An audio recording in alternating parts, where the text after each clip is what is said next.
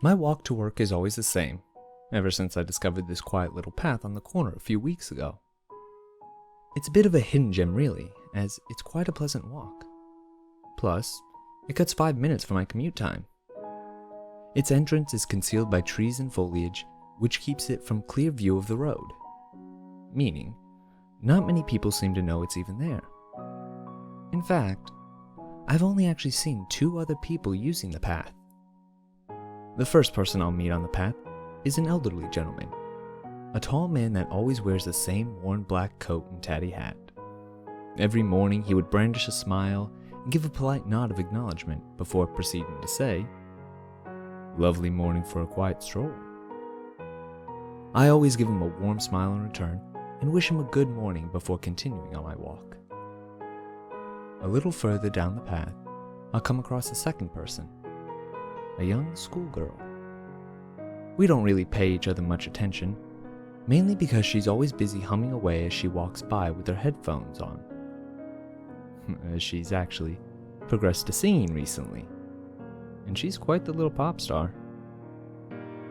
Well, once I've passed her, I won't see another soul until I'm off the path and back onto the road. So, that's pretty much what my morning commute has been like for the last few weeks. Well, except for yesterday. Yesterday morning was different. I started it just like any other. I headed to the hidden entrance on the corner of my street. I walked the grassy path and came across the man as usual. He gave me his customary smile and nod, but this time, he neglected to say a word. He would always give me his habitual greeting about his quiet stroll, but not this time. Next up, I was expecting to encounter the young girl on her way to school like always. However, as I reached the spot where we would normally cross paths, she was nowhere to be seen, and no singing to be heard.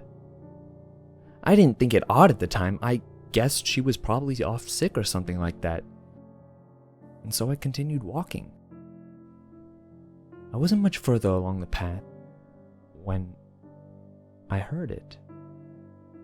At first I thought it was a wind, so I thought little of it until I heard the sound for a second time. I stopped dead in my tracks and listened carefully. It was faint, but I could definitely hear whimpering. I desperately tried to put a direction on the noise, but to no avail. Slowly, as I listened on intently, the whimpering began to fade as it got quieter and softer, until nothing could be heard but the gentle sound of the trees in the morning air once again. I stood there disconcertingly in silence as I pondered what possibly could have caused those awful sounds. I got chills as I considered the dark possible explanations behind them. Whatever it was I heard was unsettling, and I didn't want to stick around. I hurried away and finished my commute at running pace. As you can imagine, I was distracted for the rest of the day. At work, I kept thinking about the whimpering sound. I kept thinking I should have done more. I kept thinking I should have done something to help. Anything but just stand there. Had I not been so scared at the time, I'm sure I would have done something. I know I would have done something. I was reluctant to mention it to anybody out of shame. Anyway, perhaps my imagination was simply running wild. Perhaps they were fine. Perhaps they weren't in any trouble to begin with. I could have imagined it all. I hadn't convinced myself that that was the case, though. Out of fear, I avoided the quiet path on my walk home. Struggling to sleep that night from the guilt and worry, it took me hours before finally nodding off. Subsequently, I ended up waking 15 minutes past my alarm today. I'd intended to avoid the path, but there was little choice for me but to use it if I was going to have any hope of getting to work on time. I left in a frantic haste and quickly made my way to the path. Due to leaving so late, I stumbled across the old man with his worn black coat and tatty hat later than usual. He looked as friendly as always, A smile, a nod, just like I expected. It's quiet again. I gave a smile in return and walked on by.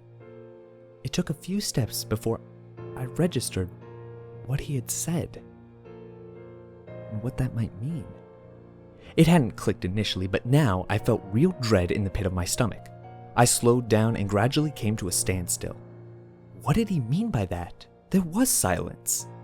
The man's footsteps had also stopped. Slowly, I turned my head. He was facing right at me, just stood there. However, now he looked different. His eyes were fixated on me intensely.